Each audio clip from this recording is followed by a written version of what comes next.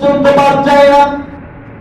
মসজিদের মধ্যে চিল্লাচিল্লি, মসজিদের মধ্যে হট্টগোল, মসজিদের মধ্যে কমিটি গঠন নিয়ে মারামারি, মসজিদের মধ্যে ইমাম নিয়ে মারামারি, মুয়াজ্জিন নিয়ে মারামারি, ইমামের বিরুদ্ধে কথা বলা, খতিবের বিরুদ্ধে কথা বলা, ডাইরেক্ট অ্যাকশন বলা।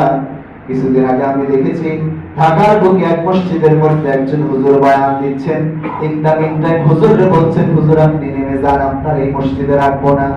এই যে এই সমাজ, এই সময় যখন চলে আসবে, আমি চিন্তা করলাম এই হাদিসটা পড়েছি, আল্লাহ রাসূল সাল্লাল্লাহু আলাইহি ওয়াসাল্লাম বলেছেন যে সমাজে যখন সমাজের মধ্যে, মসজিদের মধ্যে হই হুল্লোড় করা হবে, মসজিদে উচ্চ স্বরে কথা বলা হবে, ওই সমাজে, ওই দেশের মধ্যে আল্লাহ ভূমিকম্প দিয়ে সমাজটাকে নাড়িয়ে দেবে।